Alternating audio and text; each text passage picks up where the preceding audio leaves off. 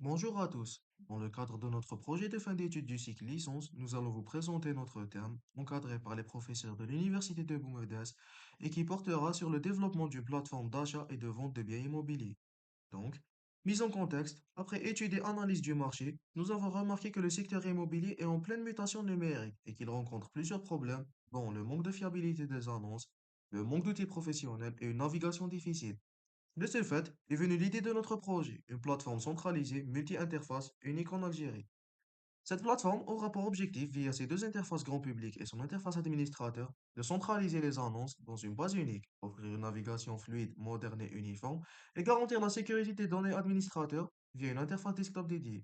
Une fois l'idée de notre plateforme concrétisée, voici la démarche à suivre afin de réaliser notre projet. Tout d'abord, nous ferons une étude de l'existant, sur une analyse comparative des plateformes leaders comme Watkins. Ensuite, nous allons définir nos besoins, et qui sont les besoins fonctionnels, donc ce que le système doit faire, et non fonctionnels, donc comment le système doit fonctionner. Et de là, une conception URL sera faite pour avoir une vue plus technique du projet, et à la fin, nous allons développer, implémenter, puis tester. Et pour une meilleure organisation du projet, toutes nos idées seront regroupées dans un cahier des charges. Et donc, ce dernier comportera des fonctionnalités claires, nettes et précises, et qui sont la recherche avancée d'annonces, la publication et modification d'annonces, sans oublier une inscription facile dans le cadre de l'application mobile et du site Internet. Aussi, la gestion des paramètres de la plateforme, ainsi que la modération des utilisateurs et du contenu par l'administrateur via le logiciel desktop. En résumé, notre plateforme doit être menue d'une sécurité renforcée, une ergonomie intuitive, une performance optimale et une accessibilité pour tous les types d'utilisateurs. Donc, voici la planification originale et théorique du projet. On peut voir que le projet s'étend sur plusieurs mois et séparé en plusieurs étapes. Par exemple, analyse approfondie de l'existant pour le mois 1, conception UML pour le mois 2 et développement du back-end. Pour le troisième mois, développement des différentes interfaces pour le mois 4, implémentation et test pour le mois 5. Mais on remarque après l'étude de ce diagramme de Gantt, qui représente le planning réel, que les étapes ont été réalisées plus rapidement après la conception EML, car elle permet d'avoir une idée claire du fonctionnement et du rôle de chaque acteur grâce au diagramme de séquence et cas d'utilisation, et elle permet d'avoir un regroupement de tous les détails techniques grâce au diagramme de classe. Bonjour, ceci est l'interface utilisateur sans compte. Donc ça, c'est le fil d'actualité où on peut voir nos annonces. On peut les contacter, ou bien les appeler, ou bien les ajouter en favoris. On peut aussi les filtrer pour voir que des appartements, ou bien que du contenu des agences. Et on peut aussi rechercher avec du texte. Et on n'oublie pas de préciser que le champ de texte est insensible à la casse. On peut voir les agences attribuées à nous, les contacter ou bien les appeler. Et on peut aussi voir les promoteurs attribués à nous.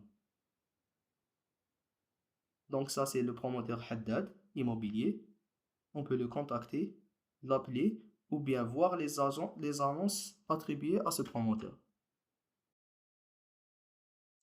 Maintenant, on se retrouve pour la présentation de l'interface web. Donc voici la page d'accueil conçue pour capter l'œil du visiteur et qu'on pointe départ l'utilisation du site. Elle se présente sous forme de plusieurs composants descriptifs. Chacun de ces composants nous introduit à une fonctionnalité du site. Par exemple, celle-ci nous mène à la page où se trouvent toutes les agences affiliées à nous. Et celle-ci nous mène à celle de toutes les promotions.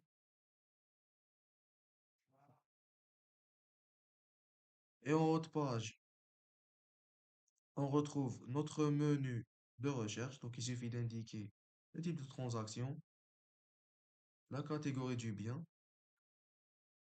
la wilaya. La daïra s'adaptera en fonction de la wilaya. Donc, on trouvera ici que les daïras de la wilaya d'Alger, en exemple la Ouiba.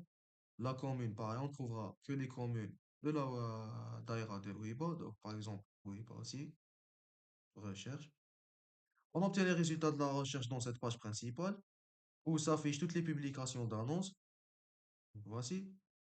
Le site est doté d'une fonctionnalité qui permet d'attribuer une photo par défaut à toute annonce postée sans image et une multitude de filtres qui permettent d'encore plus filtrer la recherche.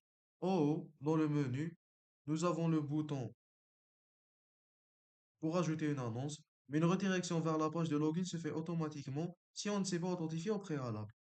Je rappelle que le site est totalement synchronisé avec l'application mobile. Donc, pour l'exemple, je vais créer un compte et effectuer l'authentification depuis l'application mobile après la validation de l'admin, bien sûr. Donc, je vais de ce pas remplir le formulaire. Donc, on remplit le formulaire. Pour l'exemple, j'ai choisi un type d'utilisateur de type agence. Ensuite, vu que j'ai pris pour exemple un compte de type agence, il faudra remplir ce formulaire-là. Donc, il faudra indiquer le nom de l'agence, par exemple, IMBB Immobilier, etc. Après avoir rempli ce deuxième formulaire, donc j'ai choisi cette photo pour l'exemple, il suffira d'inscrire l'agence. L'agence a été enregistrée avec succès. Et on retourne à la page d'authentification.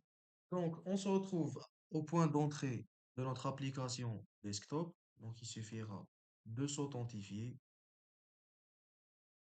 et d'y accéder. Donc, voici la page d'accueil.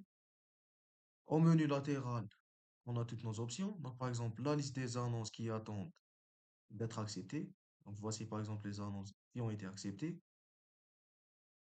On peut, par exemple, rejeter une annonce.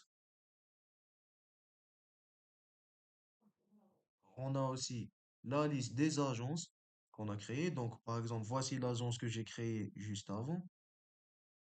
Je vais activer le compte. Donc, le compte a été activé avec succès. Donc, je peux effectuer mon authentification normalement depuis l'application mobile.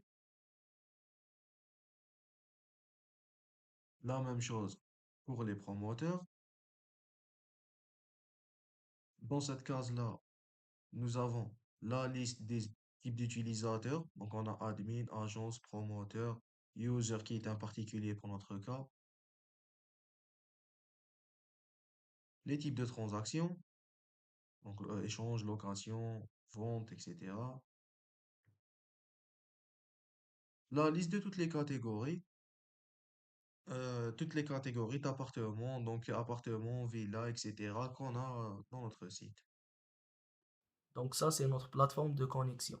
On peut créer un compte, on peut choisir de faire un compte promoteur, le formulaire grandit. Bien sûr, pour plus de détails. Et ici, on se connecte à un compte déjà créé en web.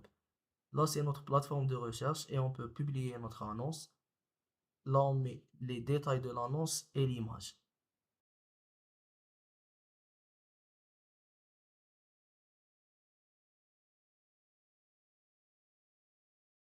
Et là, on reçoit que notre annonce attend d'être validée par l'admin.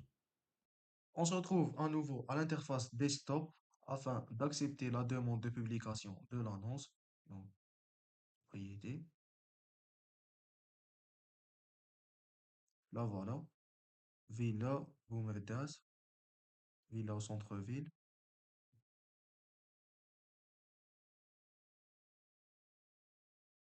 On peut voir les images qui ont été sélectionnées depuis l'application mobile et on peut l'accepter. Donc voilà le processus complet. Donc bien sûr, on pourra toujours revenir. Donc là voilà. Si on veut par exemple revoir l'image, revoir les images, etc. pour éviter la publication de contenu indésirable. Maintenant, de retour à l'interface web, à la page d'accueil, on accède à la liste de toutes les agences affiliées à nous. On remarque que l'agence que nous avons créée depuis cette interface est ajoutée, et cela après l'avoir validée depuis le desktop, après qu'on ait validé l'inscription. On remarque aussi que l'agence a publié une annonce qui s'est affichée uniquement après l'avoir validée depuis le desktop. Donc voilà l'annonce. On peut voir les détails de l'annonce, les photos, les images et toutes les données qui ont été entrées depuis l'application mobile. On peut aussi filtrer. On peut filtrer pour voir où éventuellement d'autres annonces ont été postées par la même agence. Donc là, on n'obtiendra rien vu que cette agence n'a qu'une seule annonce à son actif. Nous tenons à remercier notre encadrante et notre examinatrice d'avoir pris le temps de regarder cette vidéo et de nous examiner. J'espère que vous serez satisfait de notre travail.